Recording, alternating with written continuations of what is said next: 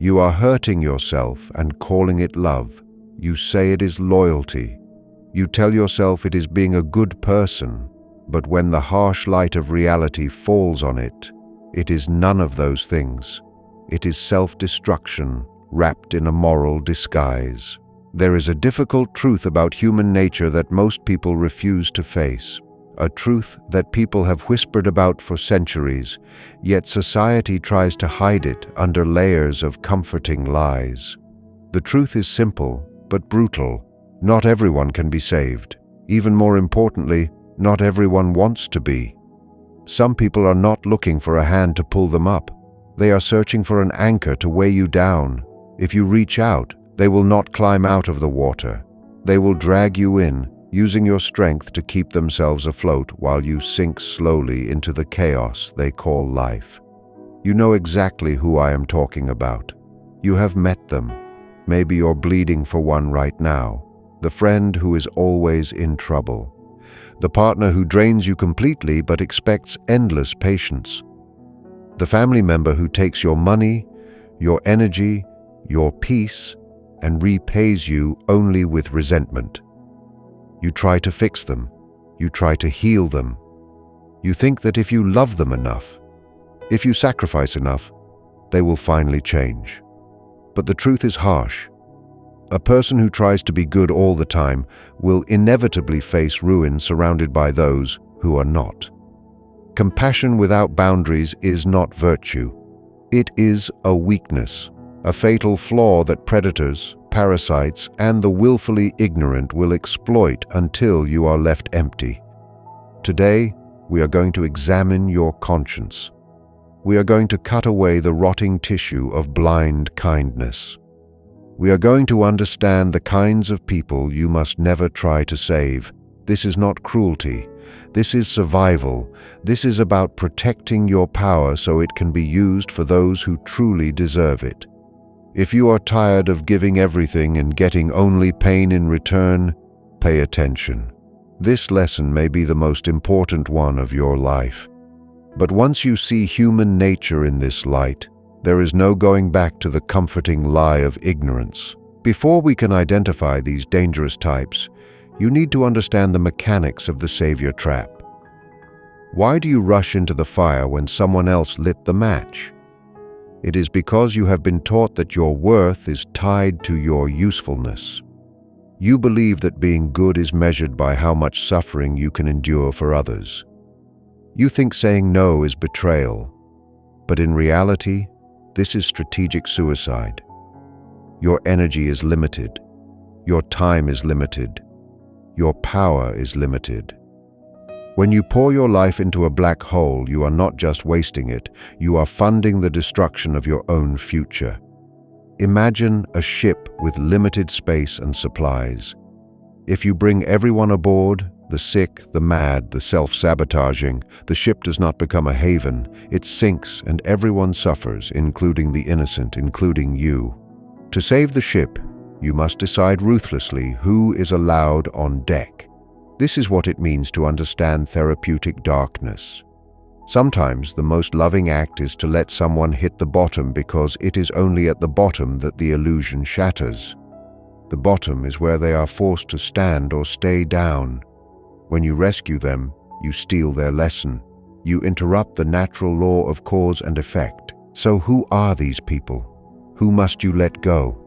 The first is subtle and often the most dangerous, the person who always carries a storm. They are followed by a cloud of misfortune. This is not random bad luck. These people are the architects of their own disasters. You know them well. Every conversation brings a new tragedy. They lost a job, a car broke down, a partner betrayed them, a landlord evicted them. The suffering seems endless.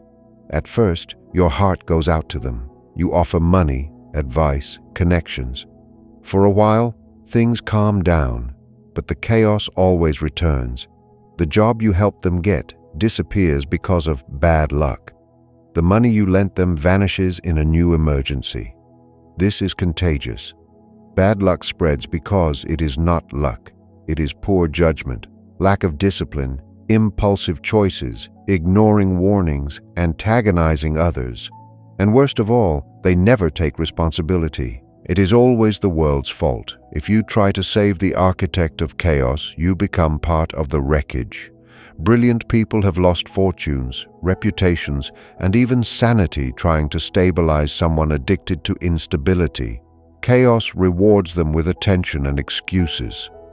Stop being their umbrella. Step back. Let them feel the storm. Only then might they learn to build their own shelter. Shielding them only enables their incompetence, and eventually, their misfortune will become yours. Protect yourself. Distance is not cruelty, it is survival. The second type is even harder. This is the person who consumes endlessly and resents it.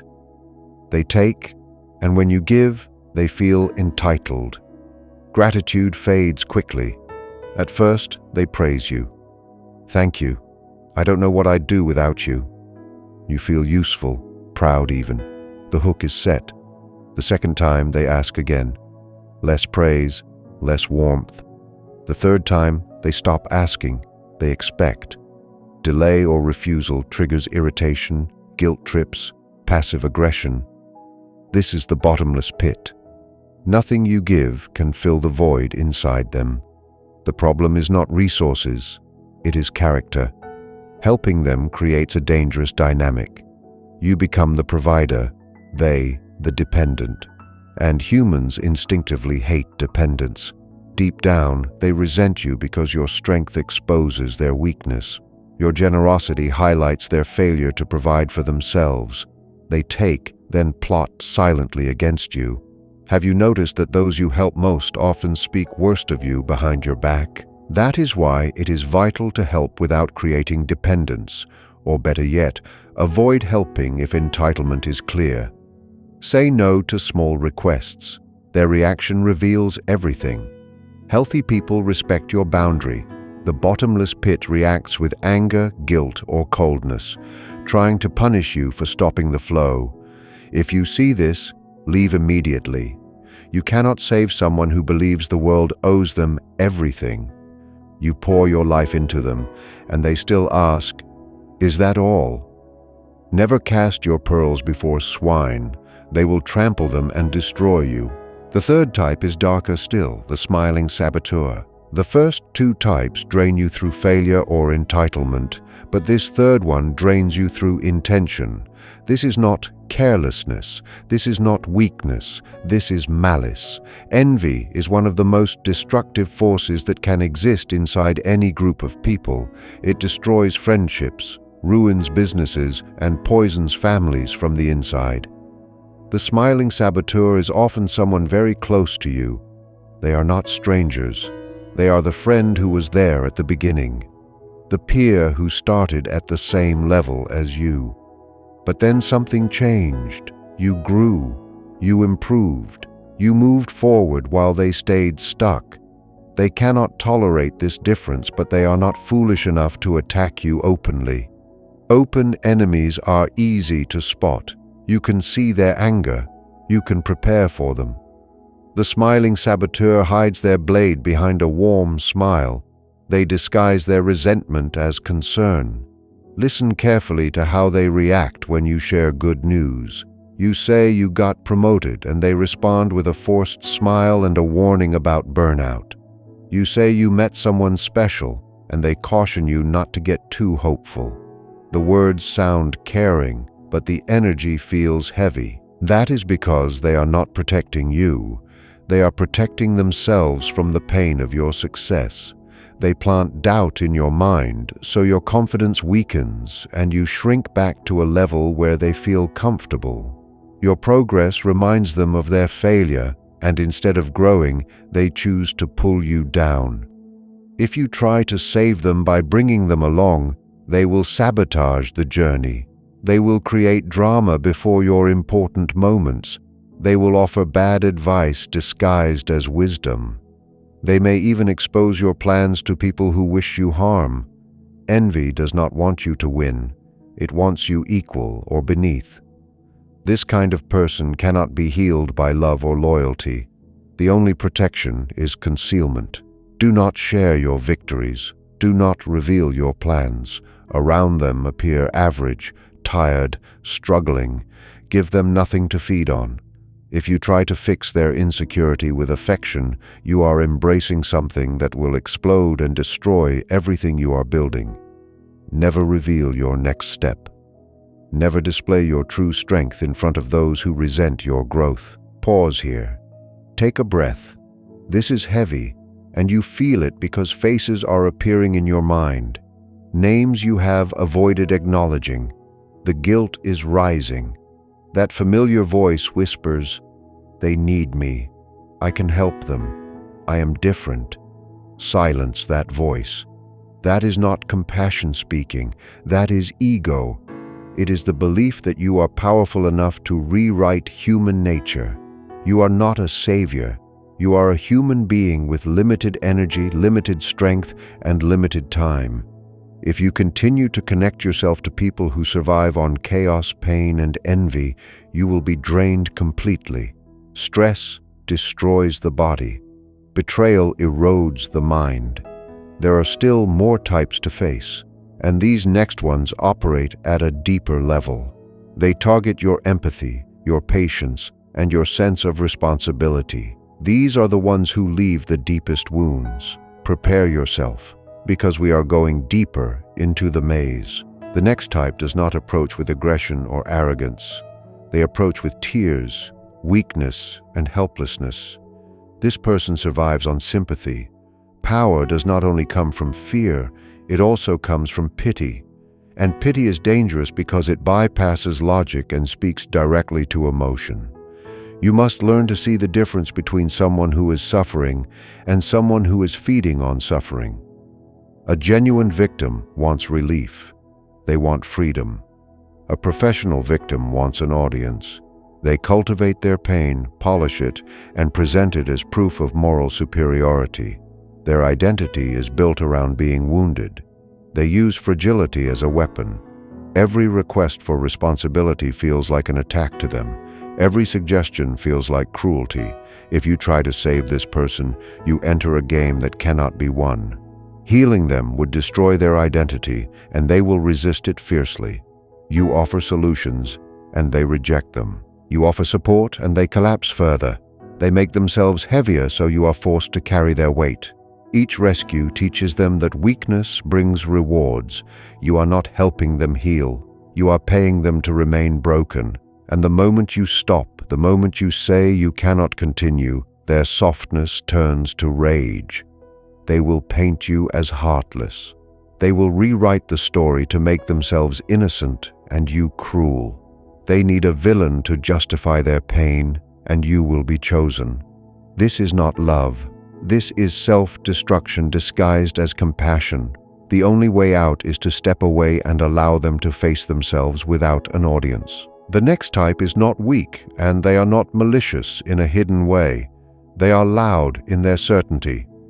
This is the arrogant fool. Not someone who lacks intelligence, but someone who refuses to learn. They are deeply attached to their opinions, even when those opinions are ruining their life. You watch them repeat the same mistakes: bad relationships, poor decisions, predictable disasters.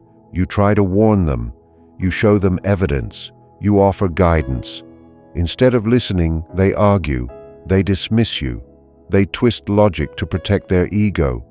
Truth feels like an insult to them. They do not want understanding, they want agreement. When you challenge them, you become the enemy. They will drain you with endless debates, circular arguments, and emotional exhaustion. And when they finally fail, they will not reflect. They will blame circumstances, other people, even you. Trying to save someone like this is pointless. You cannot reason someone out of a position they did not reason themselves into. The only teacher they will ever respect is reality. Step back. Stop correcting them. Let consequences speak. Protect your mind and your energy. Wisdom should be offered only to those who ask for it with humility. And now we reach the final type, the one that wounds the most loyal hearts. This is the one who repeats their nature no matter how many chances they are given. They promise change. They swear this time is different. They express remorse. And yet, when the moment comes, they do exactly what they have always done. There is an old story about a creature that asks for help crossing dangerous waters. It promises it will not cause harm, but harm is its nature, and nature always reveals itself. These people betray not because they are confused, but because it is who they are. Loyalty to them is meaningless. Forgiveness becomes permission. Every rescue reinforces their belief that consequences do not apply to them. Trying to save them is an act of denial. Patterns do not lie. When someone shows you who they are repeatedly, believe them. Walk away. Some people are not meant to be healed by your hands.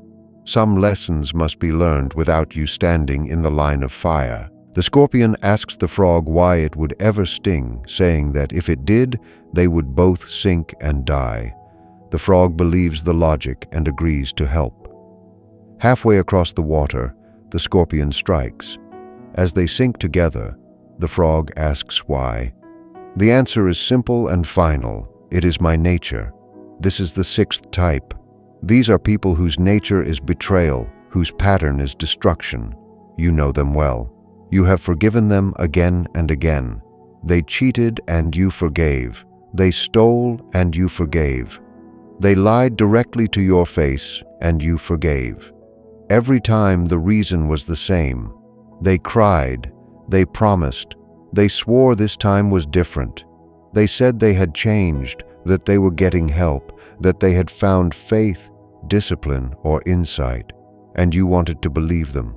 You wanted to believe in redemption. You wanted to be the one who proved that love could fix anything. But character does not change through promises. Behavior is a pattern. History repeats because nature repeats. The strongest signal of what someone will do tomorrow is what they did yesterday. When you rescue someone like this from the consequences of their actions, you are not helping them grow. You are confusing them. You are teaching them that they can hurt you and still survive. Every time you take them back, you lose a piece of your self-respect, and they lose respect for you as well. They do not see your forgiveness as mercy. They see it as permission. If you accepted them after one betrayal, you will accept them after the next. You search for the good in them while ignoring the shadow that controls them. Loyalty is not a decision made once. It is a habit formed over time. Betrayal works the same way. If someone has betrayed others repeatedly, they will eventually betray you. With this type, there is only one solution: complete separation. No slow fading, no distant friendship, no access. It will hurt deeply. It will feel like cutting off part of yourself. But that part is poisoned. If you keep it, the damage spreads inward. This type cannot be saved, it can only be avoided. Accept their nature. Believe what they show you the first time. Stop projecting your conscience onto someone who does not have one. Now you see them clearly. 6 destructive forces that hide in plain sight. The one who brings chaos, the one who feels entitled, the one who envies, the one who plays the victim, the one who refuses wisdom, and the one who betrays by nature. You see them in your contact list. You see them across the table from you.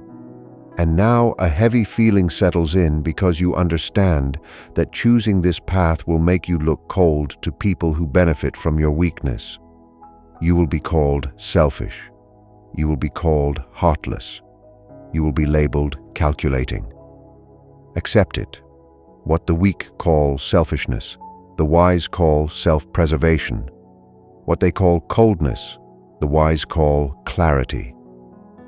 There comes a moment when you must stop being the rescuer and become the ruler of your own life. A rescuer burns himself to keep others warm until nothing is left. A ruler builds something that stands, a light that guides but does not chase. Those who truly want to change will move toward that light on their own. Those who do not will remain where they are. The light does not drown itself to save them. it remains standing. This is the final lesson. You are not responsible for carrying the lives of others. You are responsible for protecting the vessel that carries your own. When you stop trying to rescue those who cannot be rescued, something unexpected happens. Your energy returns, your time becomes yours again. The constant anxiety fades, your body relaxes, your focus sharpens. Your finances improve because you are no longer leaking resources into endless emergencies. You begin to build a quiet empire made of peace, discipline, and self-respect. And from that place, you finally have the strength to help the few who deserve it. The ones who listen, the ones who apply what you share, the ones who give back loyalty instead of draining it. That is real power. Not the ability to endure suffering, but the ability to choose who is worthy of your time and presence. Most people only see the surface of who you are. Very few ever understand what you have mastered beneath it. Let the world see calm, let them guess. What matters is that you know you have learned the hardest skill of all. Letting go, but be warned. When you remove these people from your life, when the noise disappears and silence arrives, you will face the most difficult enemy, yourself. You will be alone in the room with your own reflection, and you may realize that some of the people you were trying to save were mirrors of parts of you that were still wounded. What if the weakness was not only out there? What if some of it lived inside you? That is a deeper shadow, and it requires its own work. If this message opened your eyes, understand that this is only what can be shared publicly. There are layers of human behavior that cannot be spoken about openly without consequences. The most powerful knowledge is always hidden. That knowledge is not for everyone. If you are still here, you already know that. Stay close. And if you want what is not shown to the masses, step beyond the surface. Most people will not. And that is exactly why it matters.